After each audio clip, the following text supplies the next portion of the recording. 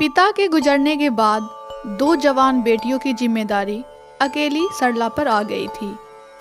पैसों की कमी होने के कारण उनके घर में ठीक से अनाज और जरूरत के सामान भी नहीं रहते थे। किसी तरह उन लोगों का गुजारा हो रहा था। ऐसे ही एक दिन गांव में भंडारा हो रहा था।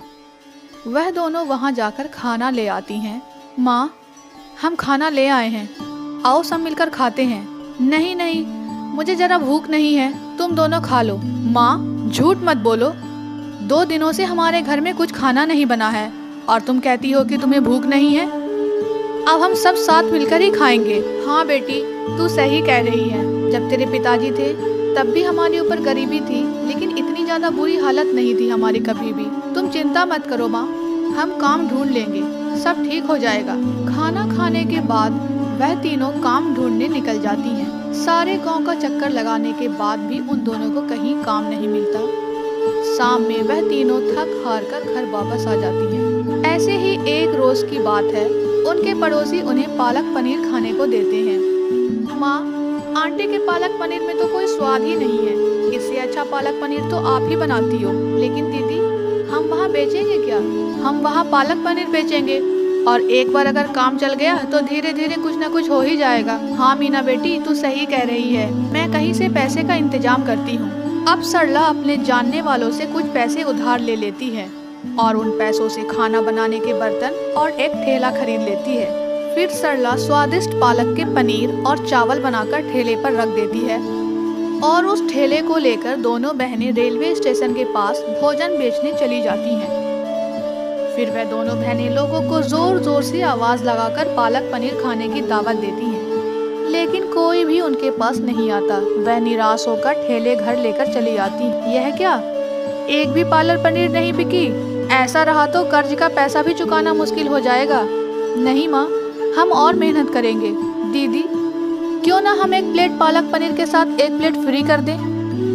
ऐसा तो कर ही सकते हैं। अगले दिन सरला पालक पनीर और चावल लगाकर ठेले पर रख देती है और वह दोनों बहनें उसे बेचने निकलती हैं। वे दोनों बहन पालक पनीर के साथ एक प्लेट पालक पनीर फ्री देती हैं। वाह, क्या बात है, एक प्लेट पालक पनीर के साथ एक प्लेट फ्री। चलो मेरे लिए एक प्लेट लगा दो बहन। मीना पालक पनीर उस आदमी को परोस देती है। वह आदमी पालक पनीर खाने के बाद तारीफ करते हुए कहता है, वाह, क्या स्वादिष्ट पालक पनीर है। एक काम करो बहन, एक और दे दो। सारे प्लेट खाने के बाद वह आदमी पैसे देकर चला जाता है। फ्री के चक्कर में उसकी दुकान पर और भी भीड़ होने लगती है। ऐसे ही दिन बीतते जाते हैं। 2 महीने बाद जब वह दोनों हिसाब करने बैठती हैं, तब सरला कहती है, क्या हुआ, कुछ फायदा हुआ या नहीं? फायदा तो नहीं हो रहा, यह फ्री के चक्कर में तो हमें और नुकसान ही हो रहा है। हमें यह स्कीम बंद कर देनी चाहिए। तुम्हें जैसा ठीक लगे वैसा करो। नुकसान के चलते वे लोग फ्री वाली ऑफर को बंद कर देती हैं और अब फ्री वाली ऑफर बंद हो जाने के कारण उतने लोग तो नहीं आ रहे थे, लेकिन कुछ ग्राहक अब भी पालक पनीर और चावल खाने आ रहे थे, क्योंकि उनकी बनाई पालक पनीर बहुत ही स्वादिष्ट होती थी। धीरे धीरे लोगों की भीड़ लगनी शुरू हो जाती है। अब उनकी कमाई भी अच्छी होती है और उनकी आर्थिक स्थिति भी अब धीरे धीरे ठीक होने लगती है। जब एक दिन सरला खाना पका रही थी, तभी माँ, पनीर तो दिन ब दिन महंगा होता जा रहा है। हाँ, महंगाई तो आसमान छू रही है, तो पनीर क्यों नहीं महंगा होगा? यह कहते हुए उसकी माँ बाजार चली जाती है। बाजार चले जाने के बाद चिंकी मीना से कहती है, दीदी, हमारा काम तो अच्छा चल रहा है, लेकिन पनीर महंगा होता जा रहा है। दूध की जगह पाउडर से भी तो पनीर बना सकते हैं और इसी तरह पालक से भी पैसे बचा सकते हैं। कहते तो सही रही है। मीना चिंकी की बातों में आ जाती है। अब दोनों मिलकर दूध की जगह पाउडर से पनीर बनाना शुरू कर देती हैं। साथ ही अच्छे पालक की जगह गीले और बेकार पालक का इस्तेमाल करके चावल के साथ बेचना शुरू कर देती हैं। रोज की तरह आज भी ठेले पर भीड़ लगती है।